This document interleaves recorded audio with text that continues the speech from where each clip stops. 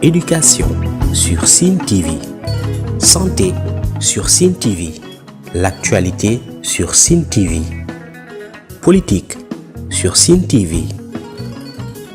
Sport sur Sen TV.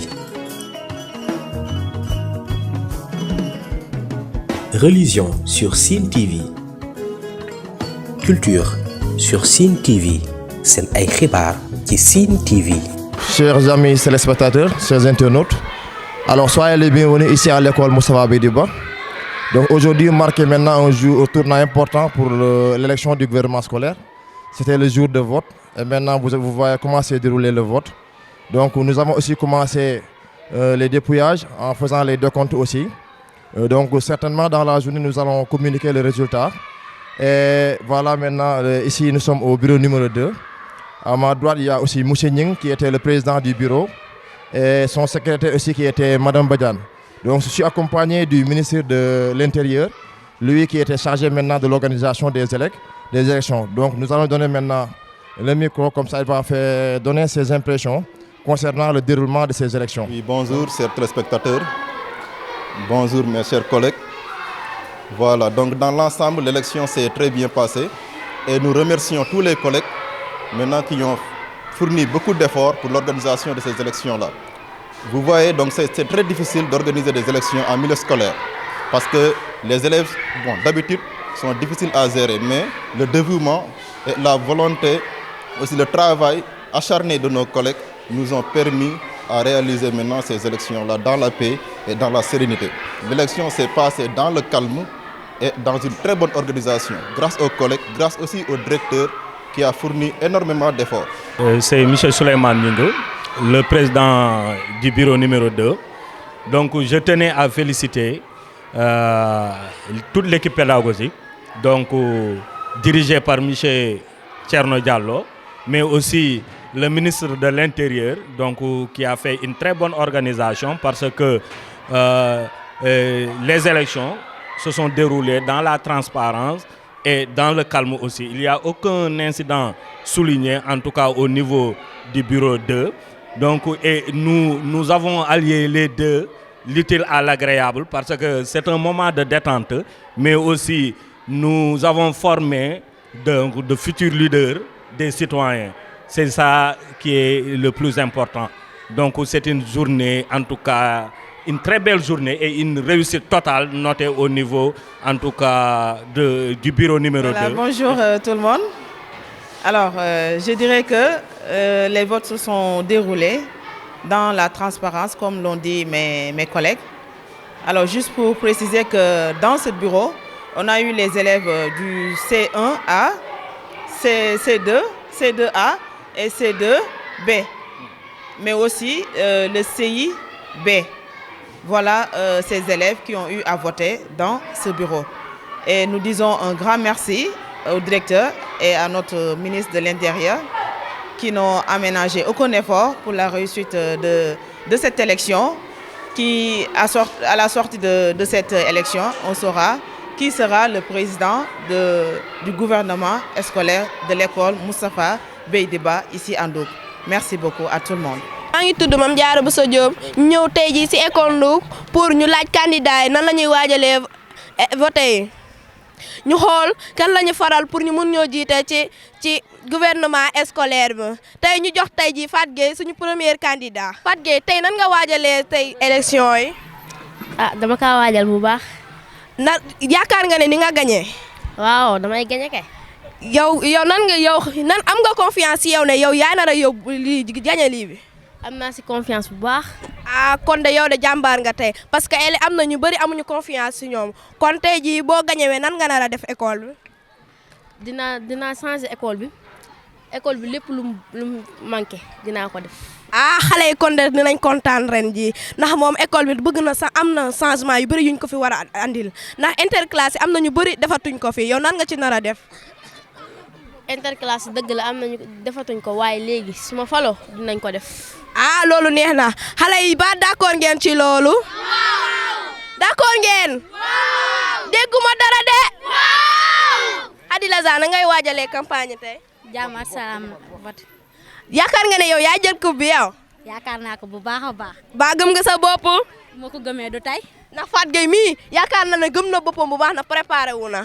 man maa ko njëkk a préparé bu ma préparé du tey. ah xale yi ba faral ngeen kii. faral ngeen ko. ah kon Khady Lazare waajalal parce que ni nga xale yi nee nañ yow lañ faral. asalaamaaleykum wa rahmatulah man la Sambou Ndiaye laa tudd maa nekk directeur école Serigne Khaly Niang ci commune Fatick nekk en même temps observateur ci élection bureau bu gouvernement scolaire bu Moustapha Baydiba école élémentaire Moustapha Baydiba. xanaa rek di sant yàlla di sant également équipe pédagogique bi nekk ci école bi ni ñu taxawoo xale yi encadré leen ba ñu mën a yegg ci élection yu démocratique jaar ci yoon vraiment muy lu am solo loo xamante ne bëriwul sax la ñu koy gis ci école bi.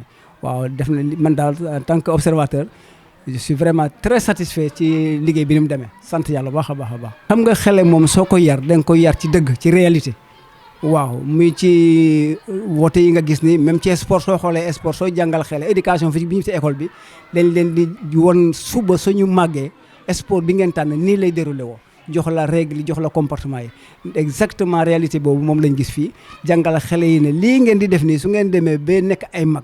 wala boog seen waajur nii su élection amee nii la ñuy comporter lii mooy xew ci bureau de vote bi ci loolu lañ leen teg pour que suba ñu gën cee yeewu. képp ku gis lii njàngat la te école yëpp nii lañ ko war a dérouler te xale yi ci yoon ñu xam ce qui se passe lii leen di xaar ci àddina école bi vraiment mën nañ ci inspiré wu donc école yëpp xool modèle Moustapha Baydiba xam ne vraiment gouvernement scolaire soo ko tegee ci yoon bi rek dana leer dana transparent. Moi c'est l'inspecteur Mamadou Ndiaye je suis inspecteur à l'IEF de Fatick.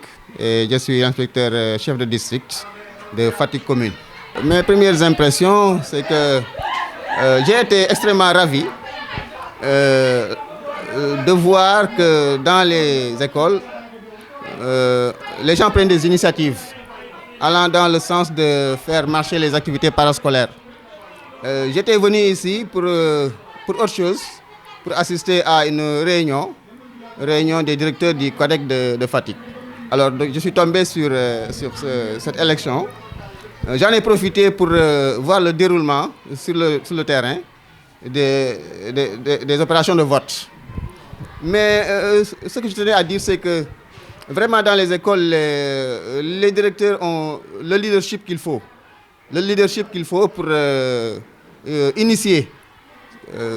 Ils ont le sens de l'inventivité, de l'imagination créatrice. Tous les jours dans nos classes, nous enseignons le vivre ensemble. Mais est-ce que ce vivre ensemble-là, les élèves le pratiquent de manière concrète? Est-ce qu'il y a dans les écoles des cadres pour expérimenter ce vivre ensemble-là de manière concrète? Voilà, dans les salles de classe, les élèves apprennent le vivre ensemble, apprennent la démocratie, apprennent l'éducation à la paix, l'éducation à la citoyenneté, mais il faut leur donner les moyens de pratiquer tout cela de manière concrète. Et le cadre idéal ici, c'est le gouvernement scolaire. Véritablement, le gouvernement scolaire offre un cadre pour que les élèves expérimentent ce vivre ensemble-là. Voilà ce qui explique ma satisfaction. Je constate également que les opérations se sont bien déroulées. J'ai trouvé des urnes, des isoloirs, des bulletins dans les bureaux de vote. Ce que je salue. J'encourage donc le directeur à continuer dans ce sens-là. C'est un exemple à suivre. À chaque fois qu'il y a un directeur qui initie quelque chose, cette initiative doit être documentée et partagée pour que les autres puissent en profiter. C'est une bonne pratique, une bonne pratique à partager pour que les autres en profitent. Je l'ai dit, diriger une école, c'est avoir l'inventivité, l'imagination créatrice, le sens de l'initiative et suffisamment de leadership pour pouvoir impulser tant les activités scolaires que les activités parascolaires. Salam alaikum, man la Fat Seck, présidente du comité de gestion Moustapha Baydiba.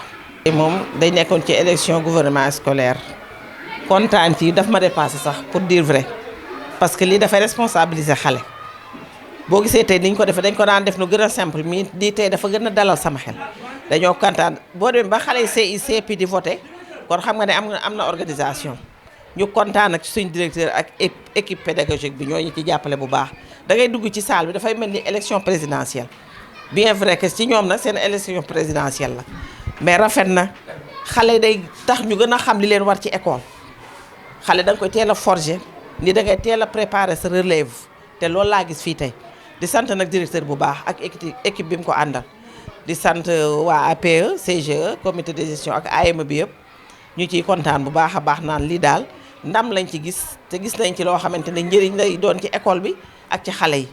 xale yi dañuy gën a impliqué wu ci école bi lu war a yàqu dañ ciy taxaw lu ñu war a defar dañ koy xam lu manqué ci école bi dañ ciy xam fi mu ne xale boo laaj gouvernement scolaire day wax ne lii la balaa nga koo xam programme am ba xale yi ñëw ba président bi jël parole da ngay gën a kontaan day siggil bien directeur mais day siggil aussi jàngalekat bi koy jàngal ndax xam na ne tam am na liggéey bu koy xaaraat ci xale boobu ñu def président duñ ko far rek bàyyi ko noonu dinañ ko gën a encadré mu xam nu muy waxee ci mbooloo mu gën a maîtriser français xam nga loolu bàyyi xel xale la mais xale bi aussi dina bàyyi xel boppam tey ku nekk woon na ma lu xew école man leen élection lan ma ne gouvernement scolaire ñoo war a def élection bu ñu leen ko xeebal day tax xale yi gën a responsable day tax xale yi gën a sawar ci école xam li leen war ci école robinet bu yàqu xale dinañ ko surveiller ndox muy yàqu xale dinañ ko surveiller garab bu ñu war a damm xale dinañ ko surveiller préparer à l'avenir déjà xale yi xam nañu ñuy voté te ku nekk mi ngi yor baaraamam capp ci encre cela veut tout dire xale mooy doon mag te da ngay teel a préparer sa relève muy ci école yi mu ngi ci kër yi buñ bàyyi xale yi ne xale yi la nañ leen teel a responsabiliser parce que xale yi ma dama gis ñu muus lañ xale yi c'est bu voté maa ngi ko fi doog a gis te dafa gën a encouragé xale yi boo gisee xale yi tey ñu ngi kontaan ñu ngi sant ne ñoom mag lañ am nañ lu ñu bëgg kon xam nañ li leen di xaar xam nañ ne boo jàngee am na foo war a yegg xam nañ ne école bi am na lu fu ñu leen teg te xale boo ko bàyyee xel rek mu bàyyi xel boppam te xale boo ko bàyyee xel mu bàyyi la xel boo ko jàngaloo dina nangu ndax lii tey c'est pour la première fois dañ ko daan def nag mais tey dañoo andi innovation óor na ma ne fi mu ne ni ñooy seetu ñëpp dinañu toppandoo mais sant yàlla boo defee lu baax bañ toppandoo la dafay neex ñu ngi ñaan nag école yëpp def nii gën a mettre en valeur xale yi gën leen a jox seen i gëdd programme lu mu ndaw ndaw nañ leen gën a jox seen gëdd réyal ko ba xale yi yëg ci seen bopp. asalaamaaleykum maa ngi leen di nuyu di leen gërëm di leen sant en tant que parent d'élève ci école bi maa ngi remercier directeur bi di remercier maître yëpp yi fi nekk yëpp macha allah. c'est la première fois ma gis événement bu mel nii ci école bi te depuis 96 ba tey maa ngi fi nekk mais c'est la première fois ma gis lii tey ñaan yàlla nag mu yokk ba ñëpp yëg ko ci darajay Muhammad ndax lii moom lu neex la lu rafet la parce que xale dañu mooy doon magi ëllëg te li ñu bëgg ñii ñu ngi koy defal muy directeur bi muy monsieur yi muy madame yi parce que dañu bëgg xale yi bu ëllëgee ñun ñi di seen yaay ñu noppala ko moo gën ñu nekk ci mbedd mi taxawaalu du duggulu seen yoon nekk ak du duggulu seen yoon nekk fii la ñu jëlee éducation de base bi wax dëgg fa neex yàlla lii lu rafet la lu rafet la te li ma njëkk a rafetlu ci école bi mooy maître yi dañoo gëm li ñuy def madame yi dañoo gëm li ñuy def directeur bi nag moom mu ngi fiy doog a ñëw mais mention spéciale pour moom wax dëgg fa neex yàlla ndax doo toog sa bureau rek ne dañ ma fal directeur rek duma xam li ne ci biti mu ngi ci biti mu ngi fii mu nga faa mu ngi fu ne te lii tey ba ma fi dalee nekk ba tey maa ngi koy doog a gis ñu di ko rafetlu nag wax dëgg fa neex laa ñuy doon ay jàmbaar nag doon ay jàmbaar macha allah doon ay jàmbaar lool parce que fi ngay xamee ni nit jàmbaar la mooy bu composition amee mbaa bu kii amee comment dirais-je examen bu examen amee ci ngay xam ne ñuy jàmbaar lañ parce que taux bi ñuy am dañuy kontaan loo ñuy maître d'élèves yi di leen kontaan loo ñoom parce que ki la jàngal sa doom ba jox la résultat kooku rek moo la bëgg ndax ñun xamuñ dara du dëgg éduqué lañ am bu ñu éduqué fii bu ñu demee ca kër ga ñu mottali mais loolu rek la ñu am mais li ñuy defal nii macha allah ñu ngi ci sant yàlla bu baax doole ci liñ ci doon sant.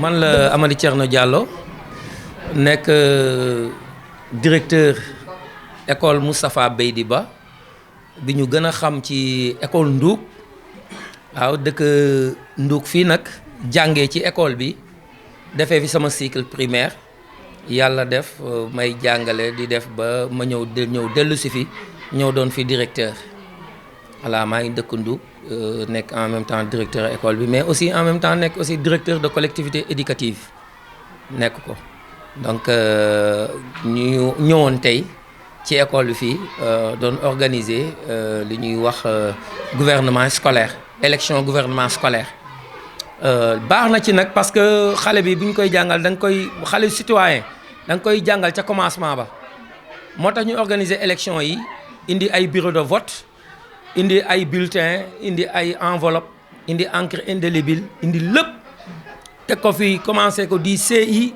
au CM2 commencé processus bi ci benn campagne boo xamante ne xale yi les candidats dañoo am seen directoire de campagne dugg ci classe yu nekk def seen campagne ba démb ñu def fin de clôture campagne de clôture ñëpp ñëw taxaw xale yi ku ci nekk nga ñëw wax sa programme loolu moom moo waral tey élection yi xale yi bi ñu dégloo programme seeni candidats yi tey ñu ñëw voté mu commencé nag CI ba CM2 ñu def ko ci école bi Moustapha Beydi ba nga xamante ne école bi ñëpp a ko xam école bi kii Dia Mamadou Dia bi Senghor nekk na fi directeur d'école donc école la boo xam ne magu Fatick yëpp borom xam-xam Fatick yëpp jaar nañ fi. activité dafa nekk activité boo xam ne IEF daf ko recommandé ñu def ko dans les écoles ñun nag on l'a fait avec la manière parce que ñun bu ñuy def du ñu defantu dañoo bëgg li ñuy def xale bi xam ne lii la mag ñii di dund ci élection yi ñuy faral di gis ñun ñu ut loolu am nañ ministère de l'intérieur organisé nañ ko. organiser nañ sécurité xale yi ñoo xamante ne ils ont été prépositionnés à la sécurité des enfants de l'école ut ay membres de bureau de vote yoo xam ne moom moo ne woon enseignants yi ñu ñëw taxaw dugg ci bureau de vote yi ut ay superviseurs ut lépp ñu ñëw taxaw def ko donc mu nekk loo xamante ne commencé nañ ko fii te du doon action bi nga xamante ne rek ci lañ faral yem parce que ci suñu yëngatu ak suñuy activité dama ciy wax ne sax ñun dënk nañ ñu ouverture semaine école de base bu Fatick pour école bi organiser ko donc li ñuy def ni nag dañ ci jàngal xale yi parce que dafa bokk ci njàng mi nag parce que citoyenneté la ñuy wax et dañ ci teel a jàngal xale bi mu xam devoir de vote moom dafa war a voter à tel âge dafa war a voter mu xam nan la ñuy voter tey système bi ñuy vote ni mag yi voter rek lañ jàngal xale yi tey moom lañ def tey. damay am des motions de remerciement di remercier d'abord équipe pédagogique inspecteur bi nga xamante ne tey jaar na fi ñëw xool superviser dugg ci classe yi xool vote bi ni muy déroulé di remercier aussi waa CGE nga xamante ne kii tey teewal na leen fii Fat Seck di remercier équipe pédagogique bi nga xamante ne tey jàpp nañ ci élection yi bu baax ba nga xamante ne amul benn dépassement mais aussi de remercier le responsable bi nga xamante ne moom moo yore gouvernement scolaire bu école Moustapha Beydi Ba ñu koy wax monsieur Mame Semou Faye nga xamante ne moom moo yore benn classe CM2 bi wax dëgg mu ñëw comme moom moo yore volet gouvernement scolaire wax dëgg mu taxaw ci taxaw bu rafet avec une parfaite organisation wax dëgg fa yàlla dem indi ay urne dem indi ay isoloir dem indi ay bulletins de vote dem indi yooyu yëpp wax dëgg fa yàlla dañ koy remercier ci taxawaayam boobu noonu mu def ci école bi mais aussi yéen presse bi dañ leen di remercier population bi presse bi nag dañ leen di remercier parce que tey lii xew fii yéen a ko mën a jàllale feneen te lii exemple la ci école baax na ñu def ko wërale ko yeneen écoles yi ñu jël ko comme exemple bien vrai que nag école yëpp dañ koy def waaye nag ak manière bi tam baax na ñu partager ko parce que expérience dañ koy partager voilà di wax ne rek am na d'autres activités yoo xam ne ñu ngi suñ kanam te buñ koy def rek dinañ leen ñëw collaborer ak yéen liggéey ak yéen parce que vraiment li ñuy def ci école bi ñëpp di koy gis parce que dafa bokk ci éducation voilà merci beaucoup. Passer à la délibération des élections présidentielles du gouvernement scolaire. D'accord? D'abord, je vous félicite. Vous avez massivement voté et vous avez battu campagne pour les candidats.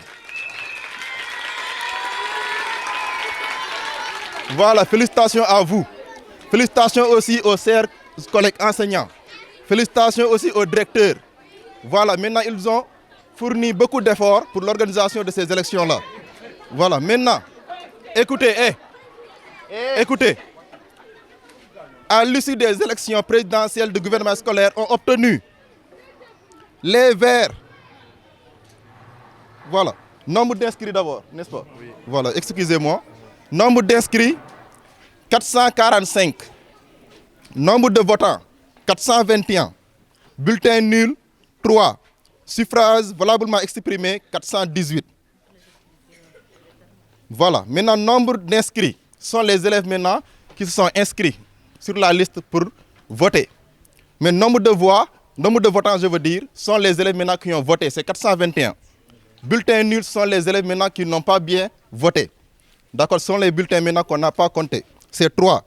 Suffrages valablement exprimés, c'est 418. Ce sont ces élèves-là, ou bien ces voix-là maintenant qui comptent pour le dépouillement. Bien. Maintenant, on a obtenu à l'issue des élections les verts 20 voix. Pourcentage 4,78%. Les zones ont obtenu 215 voix.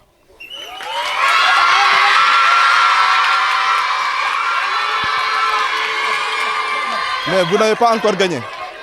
Voilà, il faut écouter. Écoutez jusqu'à la fin. Écoutez. Écoutez.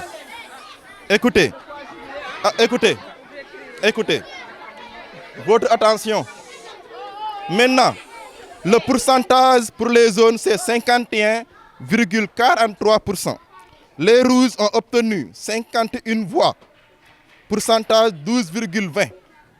Les bleus ont obtenu 37 voix. Pourcentage 8,85%. Les blancs ont obtenu 95 voix. Pourcentage 22,112%. Maintenant, si vous comprenez bien, ce sont les verts, ou bien les zones, je veux dire, qui ont gagné ces élections-là.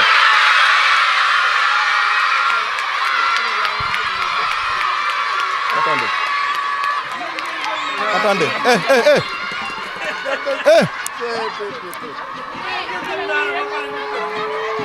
Légui, on continue. Mais deuxième et troisième.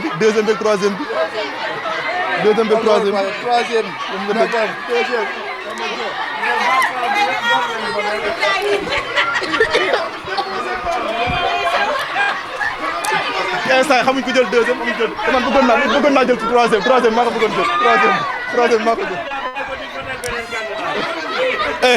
Maintenant on continue la délibération. Voilà, comme je l'ai dit, ce sont les zones qui ont emporté maintenant les élections présidentielles du gouvernement scolaire, suivi de les blancs. Ils ont 95 voix, comme je l'ai dit tout à l'heure. En troisième position, maintenant les rouges avec 51 voix. Maintenant les bleus, suivis des bleus. Et en dernière position, nous avons les verts avec 20 voix. Merci de votre aimable attention.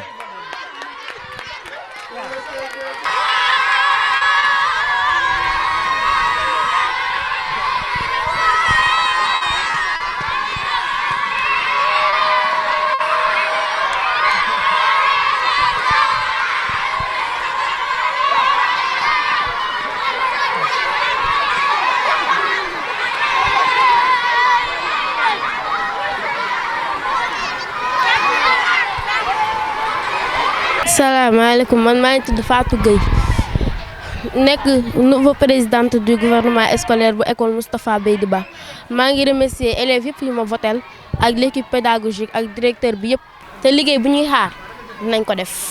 Éducation sur Sine TV, santé sur Sine TV, l'actualité sur Sine TV, politique sur Sine TV, sport sur Sine TV,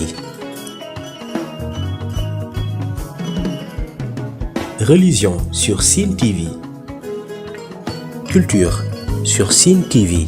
C'est ay xibaar ci Sine TV.